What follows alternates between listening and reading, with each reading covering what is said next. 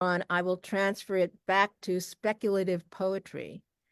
I think This is enough. really for some reason, you just vanished off of my screen. It says Zoom now. I don't see you anymore. Oh, you don't see me anymore? You should see Hold me. on.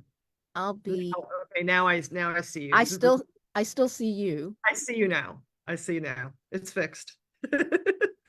Computers, don't you love them? Okay, so we're now live on Zoom, Awesome. and I don't mean to make my head bigger. I'm just trying to turn the screen so I can see it. Two people entered the waiting room. I'll let them in, and then we'll begin.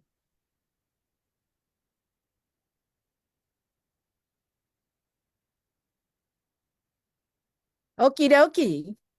Welcome to the 30-second reading in the Speculative Sundays Poetry Reading Series, and the third in Starburst, our special series celebrating Women's History Month.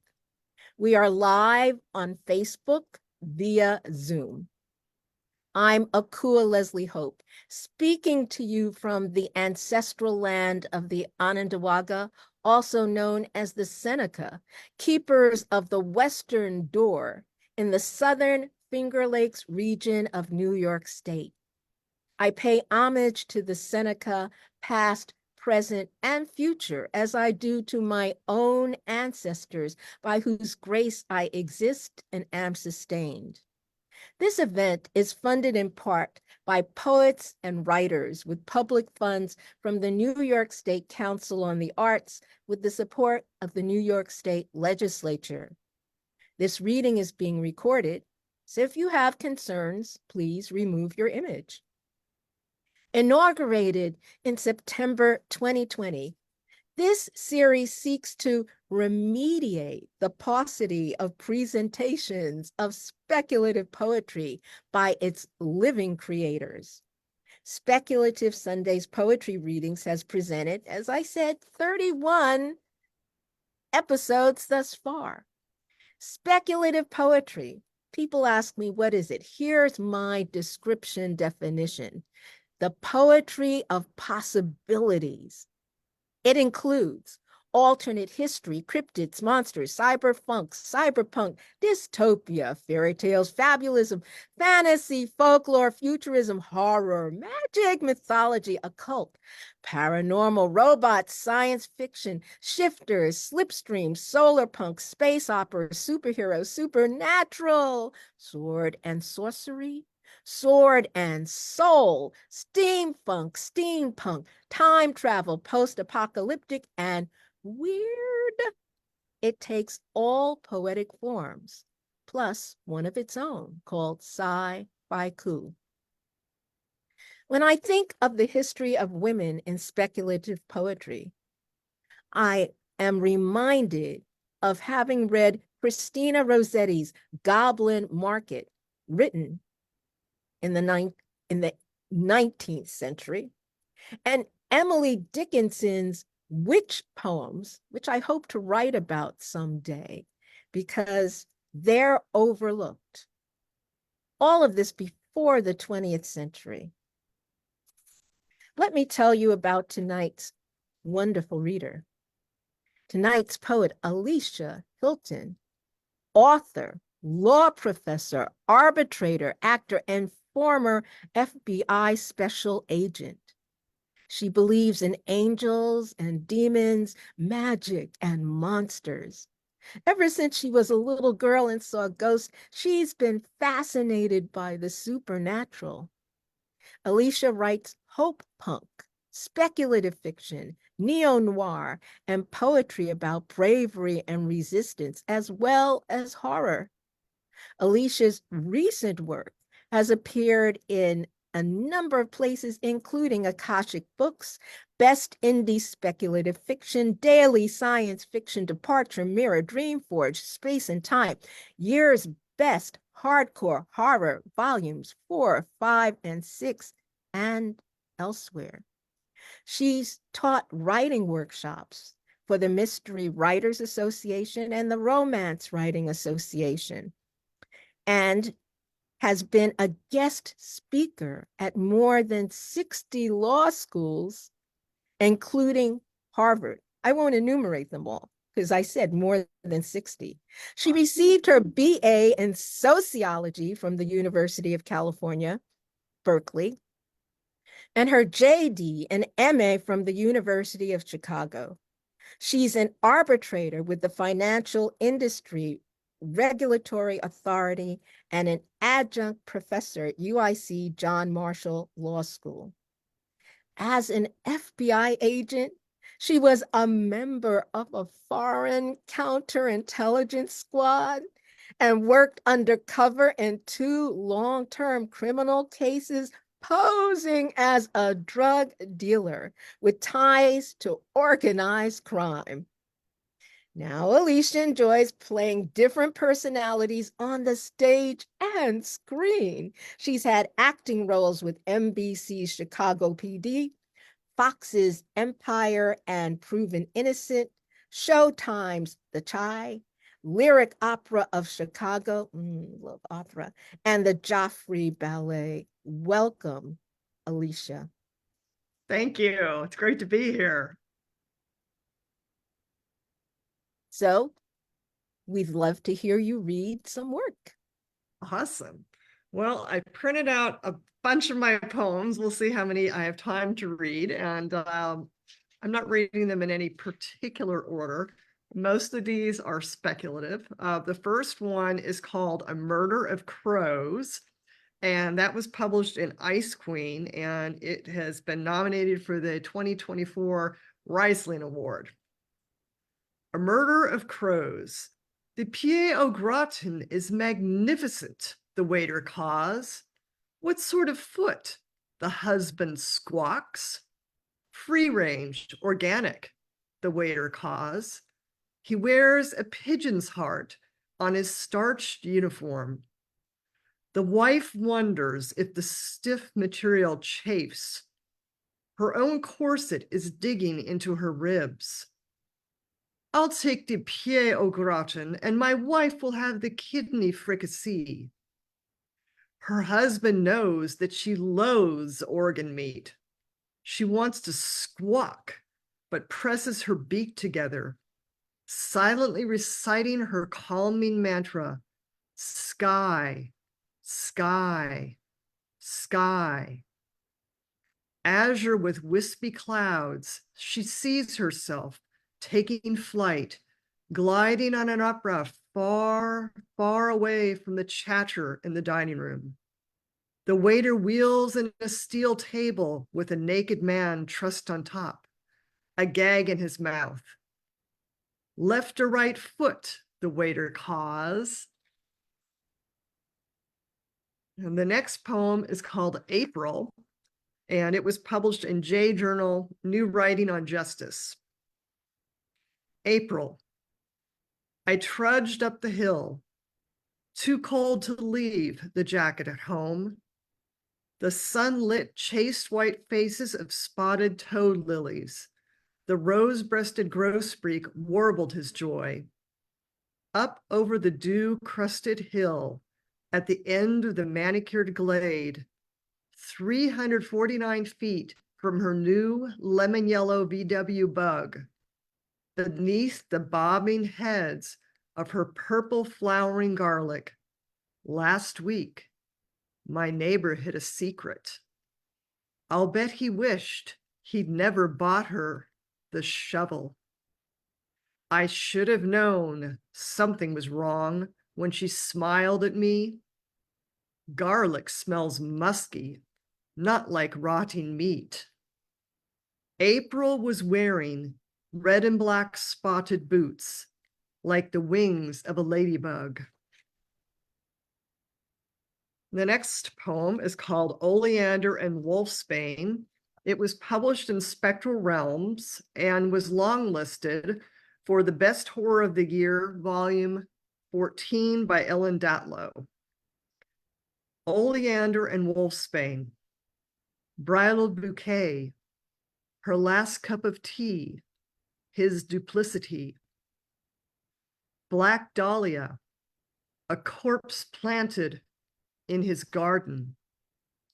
Forget-me-not, paranoia haunts him. Moonflower, a white wolf's howl awakens her spirit. Resurrection lily, her corpse transforms. Wolfsbane, paws emerge from dirt. Angel's trumpet, her howls are as celestial as her silver fur. Crown of thorns, wolf claws scratch, killer on his porch. Cherry blossoms, his sanity drifts into madness. Harvest time, the thresher chews his corpse. Wild lupine, the white wolf becomes her mate. The next poem is called 17 Tamarack Lane. It was published in Door is Ajar. 17 Tamarack Lane, a yellow cottage at the end of a deserted lane. The pentagram that guarded the gate, stolen, a hex in its place. Herbs in the yard shudder and weep. Bog blueberry whispers about treachery. Belted kingfishers rattle and scream, trying to summon help. 3 cats trapped in the cottage scratch at the door, pleading for freedom. A spider weaves a web across the bedroom, snaring shattered dreams.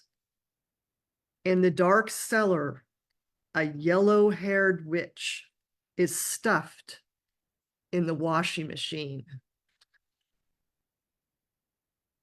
The next poem is called Hot Dog and Ectoplasm, and it was published in Parabnormal magazine. Hot dog and ectoplasm. My dog and I share an addiction, ectoplasm. There's no greater joy for a corgi with a 6th sense than hunting ghosts in Central Park. Luna yipped at auras while ordinary dogs chased balls. A snort of spiritual essence from an apparition wearing a pinstripe suit, strolling past the zoo, a dead ringer for Frank Sinatra. I opened my jaws wide and inhaled shimmering euphoria. Old Blue Eyes tasted like starlight and lemon meringue pie. The sun was setting when Luna and I arrived at the pond. No other pedestrians saw the phantom grab the woman feeding the ducks. The ghost's gray aura turned crimson when corgi jaws chomped his leg. Some spirits bled, tail wagging deliciousness. Now we're going to shift a little bit. I have something that's science fiction. It's called Memories I Savor or Wish to Forget, and it was published in Door is Ajar. Memories I savor or wish to forget. Waiting for you beside a stolen boat. Smoke from an explosion drifts closer. The passing minutes crushing my hope. A lone seagull squawking as I wept. Hearing gunfire and screams. Fearing you were a mirage when I glimpsed your shimmering armor in the distance. Your steel claw gently grasping my hand. Hearing you say, everything will be okay. Casting off the line, tethering us to land. Sailing to a country where robots can be family. Waking with you, watching over me. Hearing you say, I love you. Standing at the helm together. Watching a pod of dolphins flee a shark. Seeing a ship materialize on the horizon. Realizing it was impossible for us to flee. Hearing you say, I love you. Watching you leap into the sea. The next poem is called My Avian Daughter Devours Meteors. It was published in Ornithology, an anthology from Ageas Press, and this poem was nominated for the 2023 Rising Award. My avian daughter devours meteors. Do you believe in astral projection? Not charlatan grifters who fake out-of-body experiences to separate gullible souls from hard-earned dollars.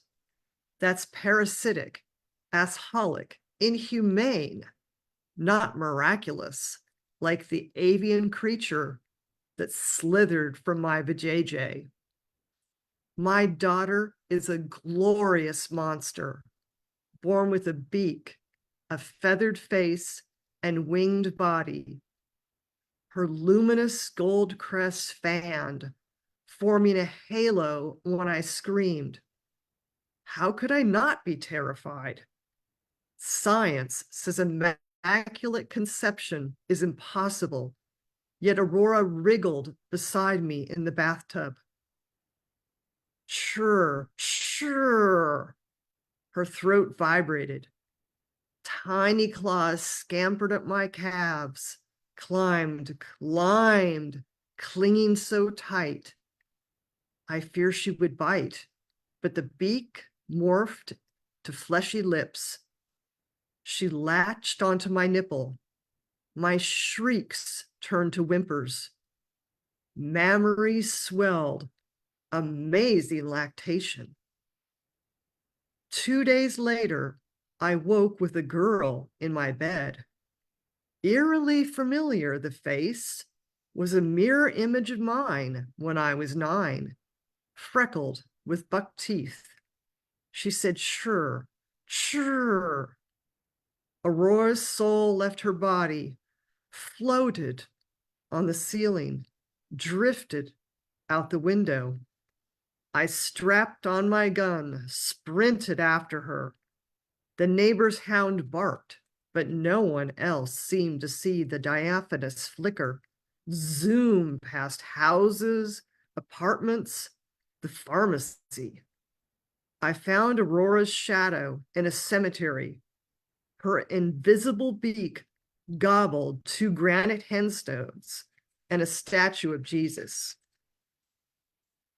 On her 3rd birthday, my avian daughter taught me how to leave my body. A hard tug, icy cold, indescribably weird, the sensation of parting from flesh and bones. Our souls traversed the Milky Way and feasted on meteors. Spicy and poignant, the mineral flavor clings to my teeth.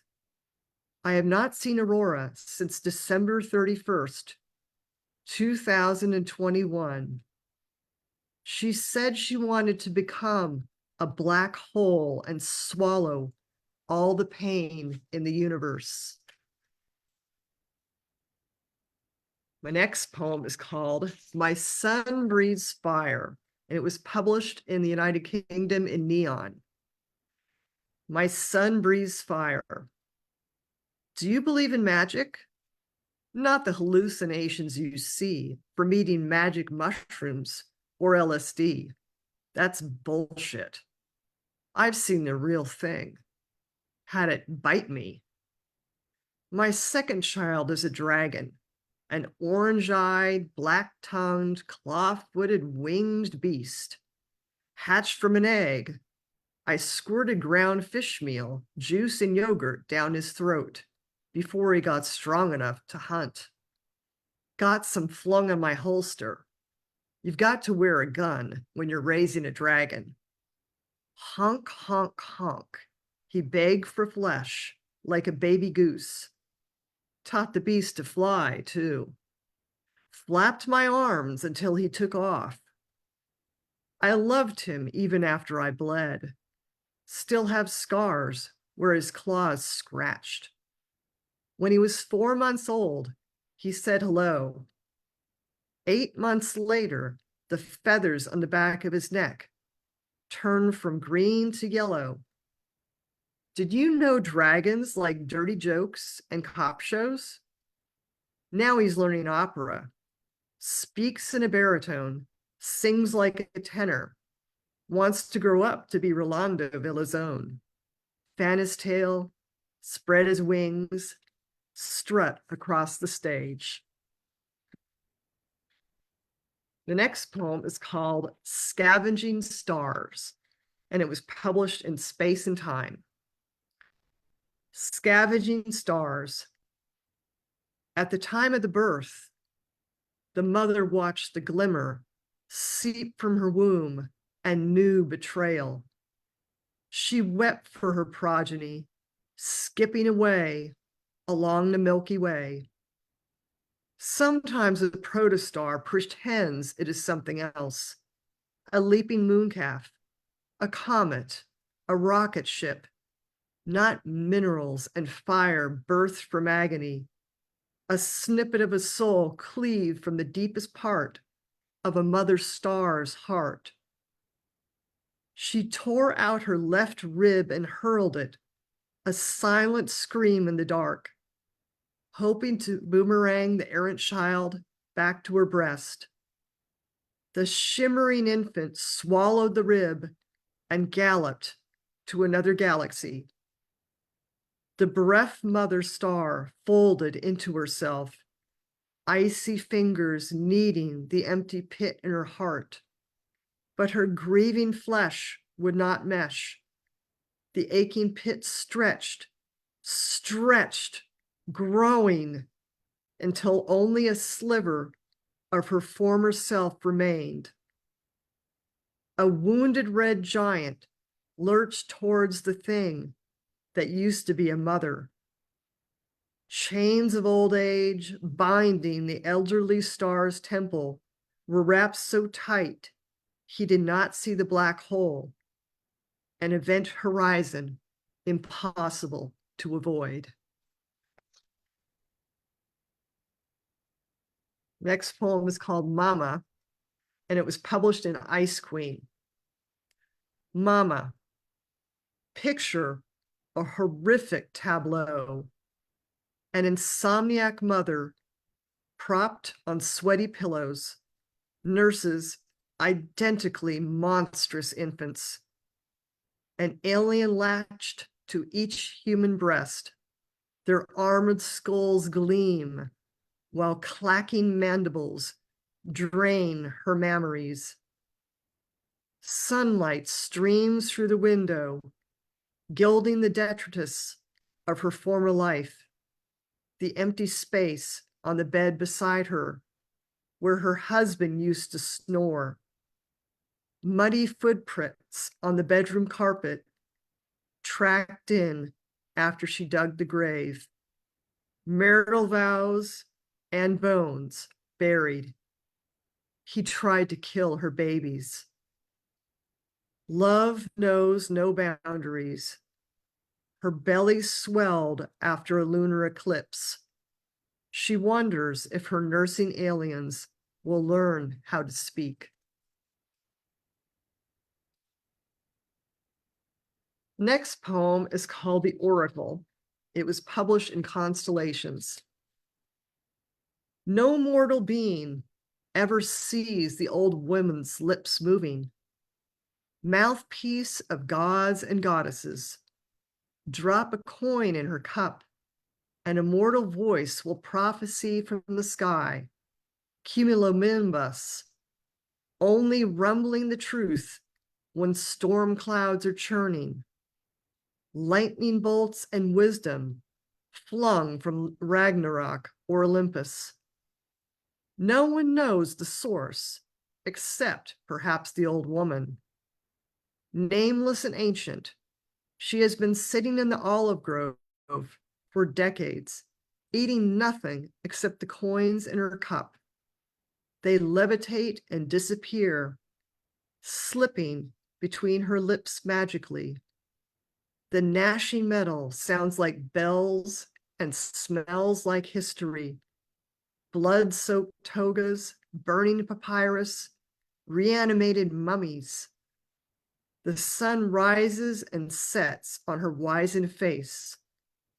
Black eyes never blinking. Raindrops on her cheeks look like tears when the deity above speaks. I gave her a silver dollar and asked when I would die. The voice said, "The passage of the soul happens when it is meant to happen." The old woman stared at me with the poker face of an oracle.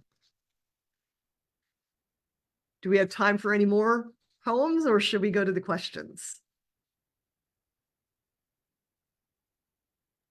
Sorry, I turned myself on. I'm swept away. I'm sure we want at least 4 more poems, at least. Okay, We have awesome. time. We're not even at the half hour, so please. Okay, I super. just want to, I mean, since you allowed me to interrupt, this is wonderful and moving, and I look forward to us chatting some more.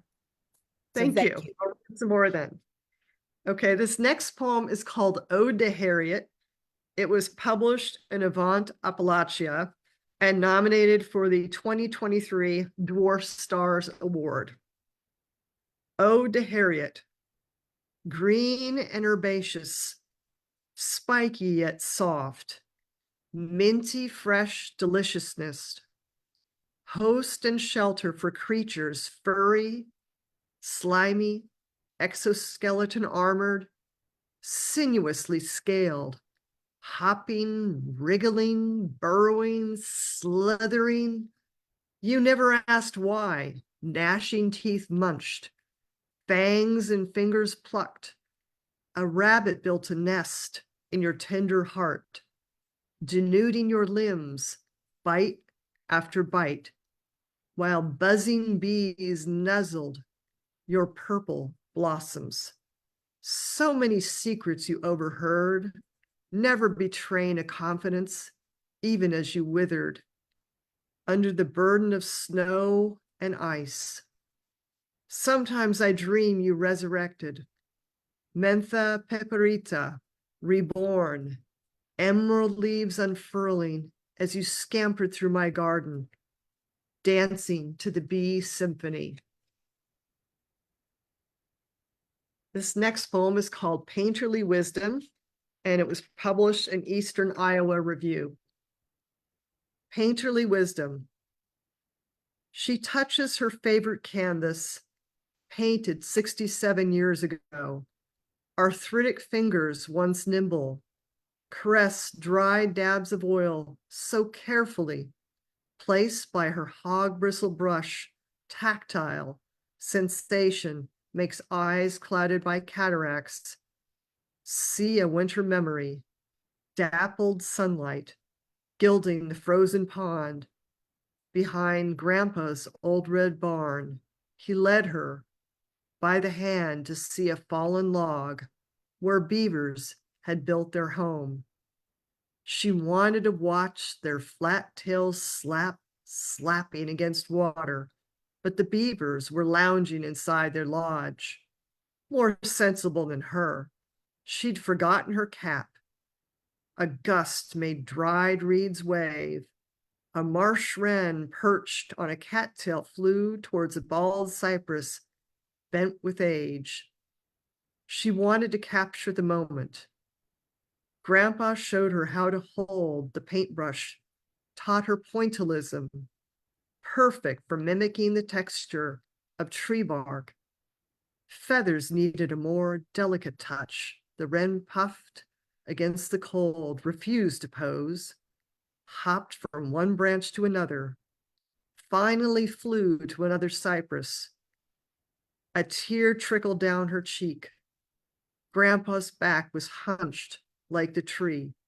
She wondered how much longer he would live. He took the brush from her hand, dipped it in gray paint. Hazy clouds were gathering. They kept painting until the sun swapped places with the moon. 2 summers later, Grandpa passed into the hereafter. Twilight came too soon. The next poem is called The Great Beyond and was published in Eye to the Telescope. The Great Beyond. Desperate for rescue, the sole human survivor aboard a space station sent an SOS.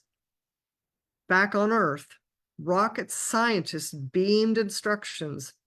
Vacuous politicians beamed platitudes that failed to fix holes in the hull punched by asteroids. Robotic explorers probing the dark side of the moon wanted to wail in sympathy when they heard the astronauts' SOS, but the robots had no voices. Orbiting Jupiter, 5 scientists screaming about stolen rations and an extramarital affair ignored the SOS. Beyond the Milky Way, interstellar travelers heard the astronauts' plea. Beyond human technology, the extraterrestrial teleportation machine beamed the astronaut to another galaxy. Aboard an alien ship, the former Earthling found kinship. Her soul shone brighter than starlight. The next poem is called The Purgatorial Ultrasound Technician. It was published in Non-Binary Review. The Purgatorial Ultrasound Technician. Lee was the ultrasound technician in purgatory, reanimated, skeletal fingers, waved the transducer, a beacon of hope for corpses and cremains seeking heaven's pearly gates. Plonk, plonk. Offerings dropped in Lee's bucket. Used lipstick, perfume, contact lenses, a single sock, hole in the toe, all sold for body purging therapy. Shocking pink ultrasound gel, sticky as conduction. Rubbing the glowing wand on the belly banished sin. Caressing the noggin evaporated nasty thoughts.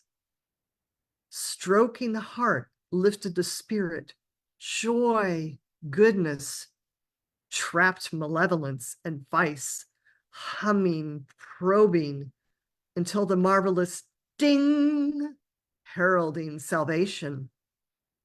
A man offered his nose ring for absolution. You arrived naked, except for tattoos and fillings in your teeth.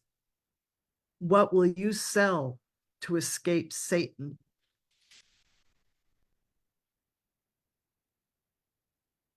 I'll read, let's see.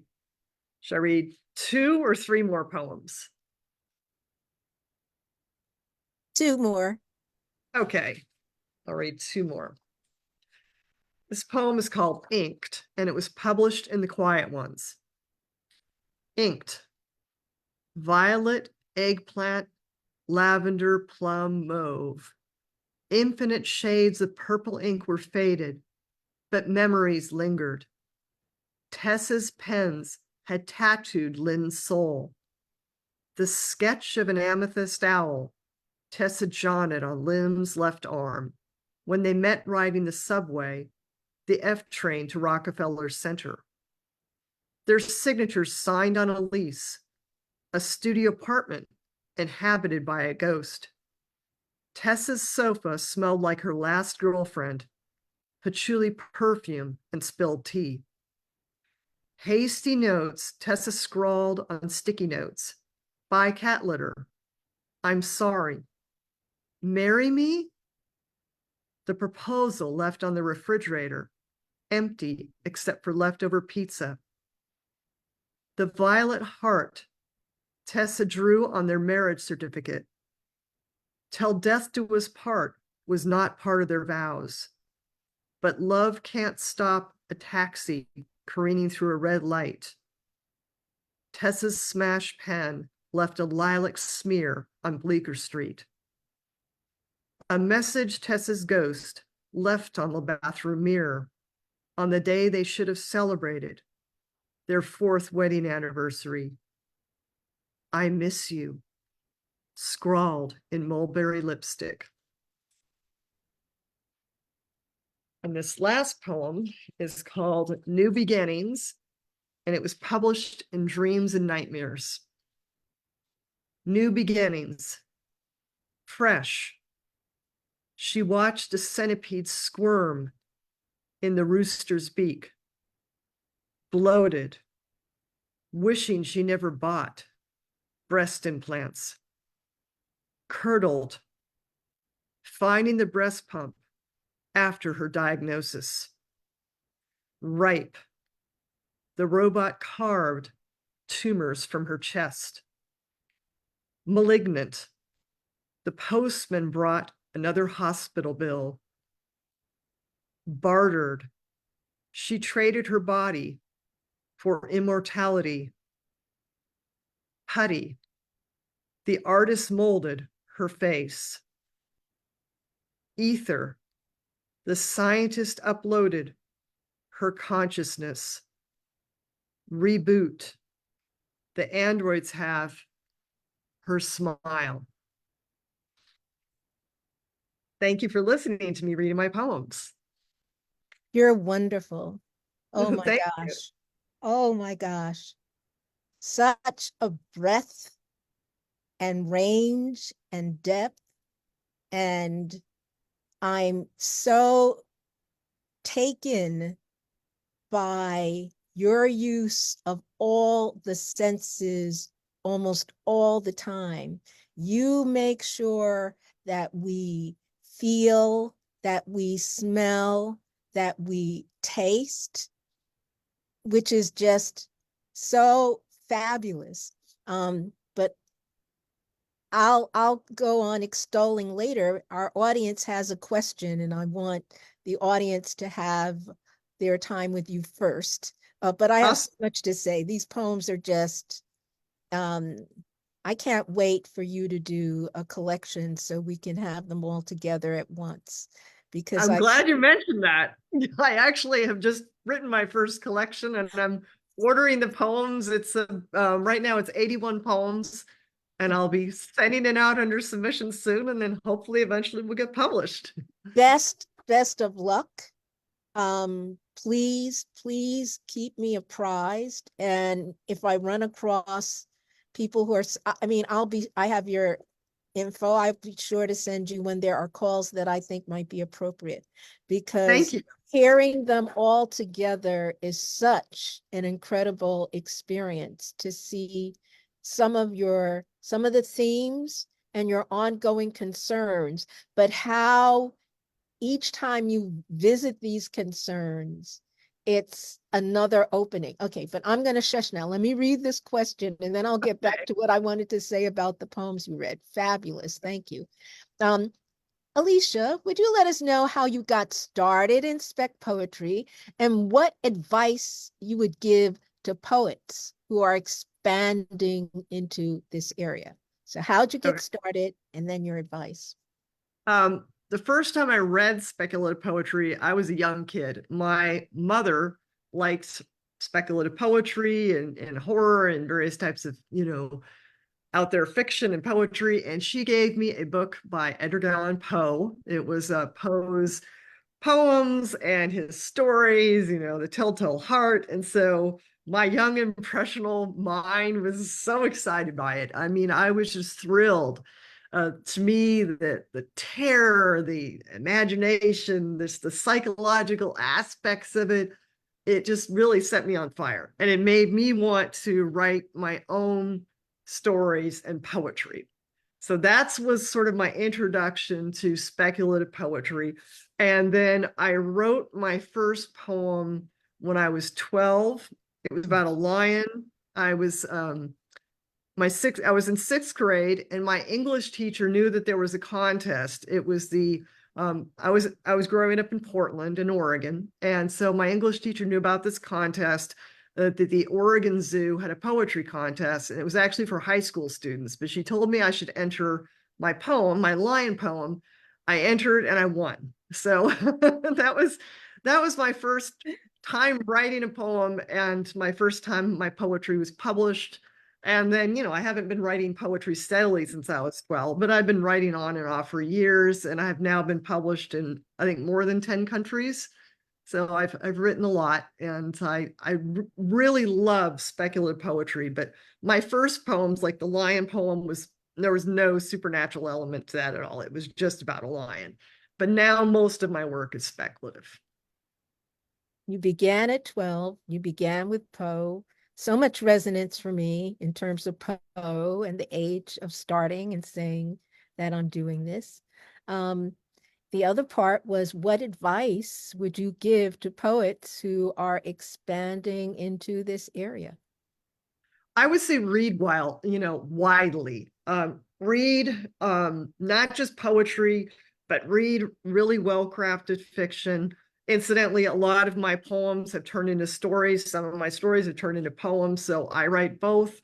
I'd say you need to read a lot and learn how to appreciate and essentially dissect work. So enjoy the work, but also study the work. And if you find a poem that you like, look for more of that author's work, and I have so many books, and I love to read. I've always loved to read. And I would just say expose yourself to different forms of poetry too, and obviously write about the craft so that you learn more about how to craft your own poems. But you need to kind of come up with your own style. And in order to do that, you need to read a lot, and you need to sort of write a lot, and also learn about condensing your work, because, as it was mentioned, I incorporate all the senses when I write, but still my writing is very tight. You want to get rid of unnecessary words so that each word counts. So with fiction, every sentence should be important and add something to the story. But with poetry, literally every word needs to be meaningful. And don't The just focus on, words have to work. yeah, the words have to work, the punctuation has to work, but experiment with different forms, because I like to write free verse probably more than anything else. But I've written a lot of different forms of poetry, and sometimes I'll work on a poem for like months or even more than a year, and take it into different forms. So you've got to experiment, don't rush yourself. So that's just some of my advice. And then you can look at my website and you see some of the different things I've written and the different forms, and that'll give you some ideas too. Excellent. I love telling people who never, you can never say it often enough, the best a writer is a good reader, is a great reader. Absolutely. That reading is the fuel, the food, and everything for writing. Uh, Another question from our audience. Oh gosh, more. All right. The one, it just skipped the one I wanted to get to. What is your process? And that's a question I always love to ask people too. So I love this question. What's your process uh, for sending, for sending out poems to journals and working on organizing poems? And since you just told us that you've got 81 that you've worked on organizing, perhaps you'll share a bit about the process for getting in print and putting your work together. Sure. As far as finding places to publish your work, like I said, you got to read wildly. And when you read, you'll get a sense of, well, what the journals, what the magazines, what the anthologies, the different publishers, what they like, what they publish, and you'll get a sense about editors' taste. And obviously sometimes publishers, they change their taste, they change themes, but you have to follow the submission requirements. If you do not follow their rules, they're going to reject your work, and you're going to waste your time and their time. So read the submission requirements. Where do you find out about places to publish your work? The Submission Grinder is a good source. It's free. Also Duotrope, it does cost $50 a year, but I use it. It's very useful when you have a lot of submissions out there. At any given time, I usually have more than 100 submissions out. I do have more than 100 submissions out right now. How is it that I have so many? One reason is that I write a lot. Another reason is that one aloud, I do simultaneously submit. So simultaneous submissions is when you send the same piece, whether it's a poem or a story, out to more than one place.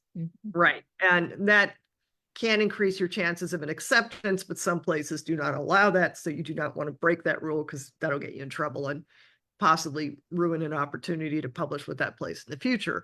So you have to judge for yourself, how long are they going to take to get back to me? You can't always figure that out, but by looking at the Submission Grinder and Duotrope, and then there are other places like Dark Markets, you can see where there are upcoming submission calls. Just, anthologies are usually like a one-off experience, whereas magazines and journals, they have, whether they're quarterly, monthly, annually, you'll see. But that's a good place to find out places to send your work. And then obviously, if you find someone's work that you admire, whether that person is a poet or a fiction writer, look at where they've been published. That's how I've found places. If I see, like, I love a certain poet, I love a certain, fiction writer, I see, okay, where has their work been published? And then I send my work.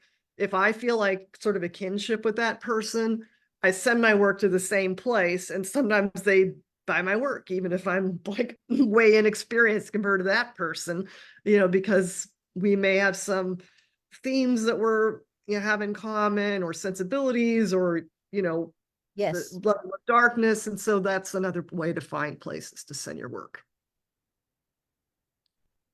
Wonderful questions. Another wonderful question is, what is the best way to find out about upcoming speculative poetry workshops? And I've got an idea about that also, but please. You can obviously follow. Some publishers have their own workshops that they do. I'm actually going to be teaching one in the future through Gamut magazine. If you look at Gamut's website online, you can see it. It's not about poetry per se, it's about writing crime fiction, but I'm also going to talk about writing poetry, and I'll be teaching people about realistic aspects of law enforcement, and then also how to write work that's both crime and speculative, because I've done that a lot, as you could tell with me reading my poems. Sometimes I have murders or other things taking place that relate to the criminal justice system, and the characters are not always human. I've written about extraterrestrials and demons and such who involved in crime or a prosecution or investigation. So that one way is to follow the different magazines that have workshops. Another is just to look for things like Science Fiction and Fantasy Writers Association, the Speculative Poetry Association. Various different organizations will have workshops, and then there are some authors who teach things periodically, so look at their websites. And that's I don't really take too many classes anymore, but I used to. Now I'm more into sort of teaching them, but you can certainly go online and find information about upcoming classes. Fabulous. Oh, thank you. The audience says you're so helpful. You are. Good. I wanted you to share, if you would, a bit about your own process. Do you write daily? Do you write when inspired?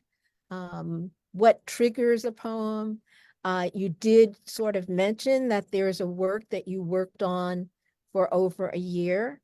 I Mhm. myself have worked on things for multiple years, but a lot of people feel like it's got to be instant. So, your thoughts on your writing process. I write probably on average about 5 days a week. I don't have a set schedule. I tend to, work long hours. And sometimes when I'm inspired, if I'm in the flow, I might write almost all night long, which is not exactly healthy, but I've done it. I've done things like start writing in the morning, have some breaks, and then end up working until like 3 or 4 in the morning. I can get a little manic at times, especially if there's a submission deadline, and if I'm writing and I know that I have to get something in by a certain time, that sort of pushes me sometimes to write long hours. Most days I don't do that though. And as far as process, some days I'll work just on like one thing and focus on that. Other times I will have like more than one project, like maybe I'm writing a story. When I take a break, I'm working on a poem. And how do I decide what to write? Sometimes I have an ongoing project and I want to get that done, and or I have a deadline, and so I'm working on that. But a lot of times, inspiration will strike, and Mm. I get my inspiration from the world around me. Sometimes it's from dreams and from my imagination, but a lot of it's from the world around me. I get out in nature. I walk out into the world and I see animals. I observe the seasons. I We observe see people. that in your work. I love seeing the birds and the critters in your work. I'm Yeah. sorry, but go ahead. It's there. We feel that. Yes. And so I'm someone I'm a very visual person, but I also have sensitive ears. I have a really sensitive sense of smell. I focus on the tactile too. So I like to incorporate all of my senses when I write, whether it's fiction or poetry. And Mhm. at this point, I've written so much, I don't really have to work hard to do that. But in the beginning, I really would go through my work and see, okay, which senses have I used? I've only done this and this. I've got to do this. And so I would, work to incorporate other senses. Yes. And even if something is short, like even a haiku that's, a couple of lines, I could be working on that for a bunch of different revisions. And yes, sometimes you can work something too much and spoil it. But for the most part, I don't think that's true. It's kind of unusual for me to actually write a poem and the day I write it to be satisfied with it. It's Mm. more often that I will work it and work it and work it. And there have been a few poems that I've written quickly, and some of them have like won awards and such, but usually I tinker with things a bit. And it's the same thing with my writing. I'm also an Mm. editor. I've edited 3 anthologies of fiction. The most recent was Back to Omnipark, and I've had the privilege of working with some incredibly talented authors. And so I am used to honing my writing and like really dissecting it. And that helps, when I dissect other people's writing. So I am Absolutely. someone who I'm a little slower than some people with how much I write because I really take it apart. I have trouble writing a draft all the way through without stopping. I tend to like stop and read it and process it. That's just the way my mind works. So you edit and revise as you're creating, I and then do. and the editing and revision process is very important to you. It is. And it's just the way I am. And like recently, I have a story that's coming up in a magazine, and the editor wrote back to me and said, "Oh, I don't have to edit anything." And he said, "This is very strange because I always have to edit, but that's just me. I'm Mm. kind of meticulous in my writing. And I do appreciate when I'm working with an editor, whether it's a journal anthology, whatever, and the person makes this suggestion, because I have had people help me to improve work, Mhm. whether it's a poem or a story, but usually my writing is so tight that people don't have to edit it much. Ooh, nice. Can you drill down just a little bit more about your process? Do you key it in? Do you speech text? Do you write longhand?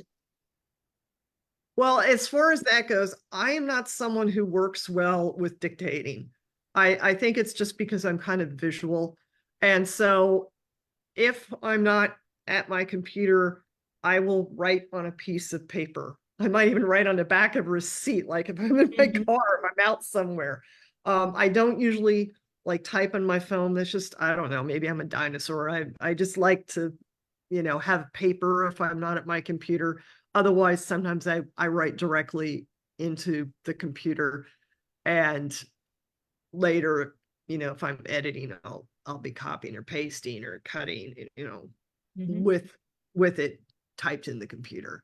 So that's about sort of the process. But I do keep a pad of paper and a pen by my bed. I have like Ah, sticky notes here on my desk. I have paper. I have my computer. So I'm I'm a paper scribbler person, lots of pens, preferred pen, preferred kind of pad.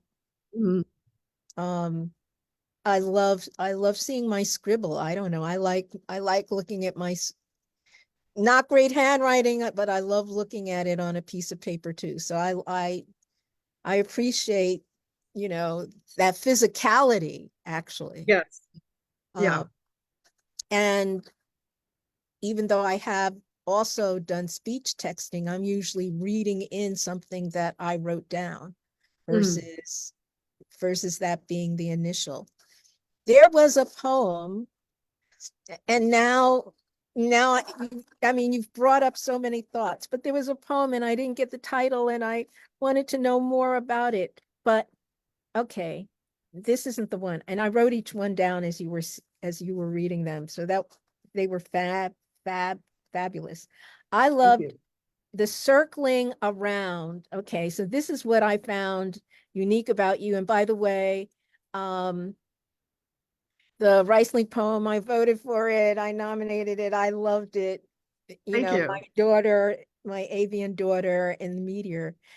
You circle around that alienness and the child, which is often such a fraught area for, that the child can be a monster and that the mother suffers taking care of the child. I found those not declarations, but those descriptions actually quite brave and unique in general in literature about both the cost of rearing, but the exchange and the knowledge, that these other things that you brought into being then also do something for you and bring you into being.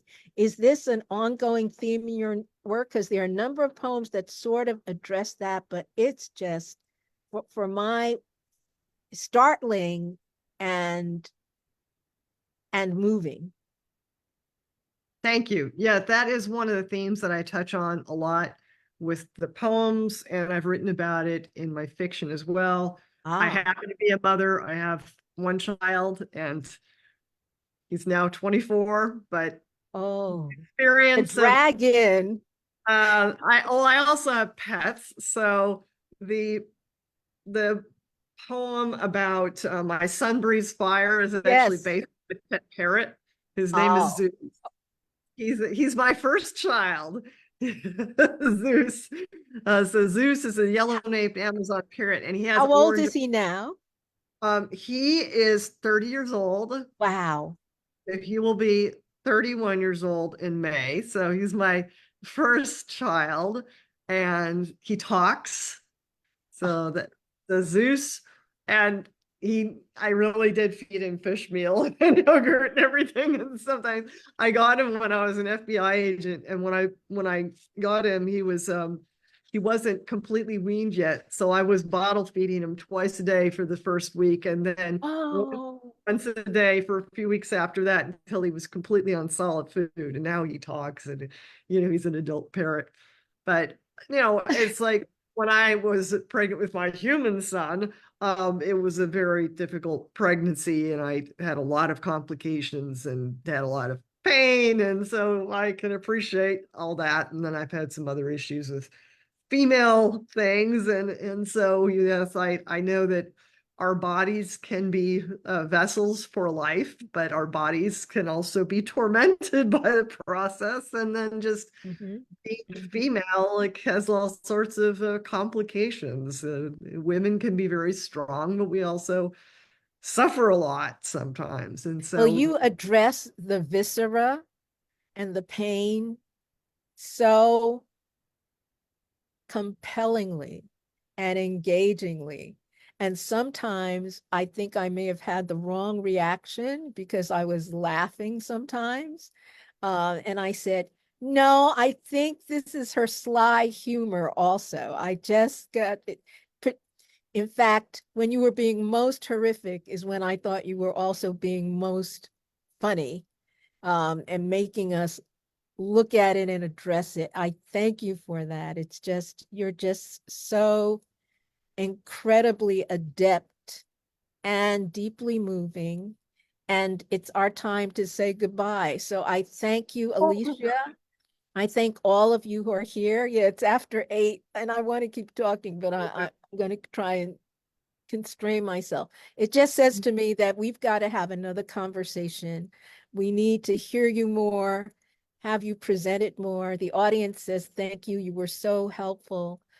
Yes, she's a wonderful poet. Thank you, thank you. Alicia Hilton. Thank you all for coming. I hope Thank you'll you for return. listening to me.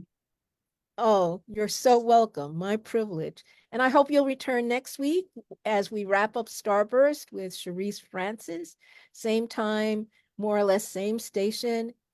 Peace to you all. Be well to everybody. Happy spring, joyous spring, peace to the world, and good night. Thank you so much. Good night, everybody. Good night.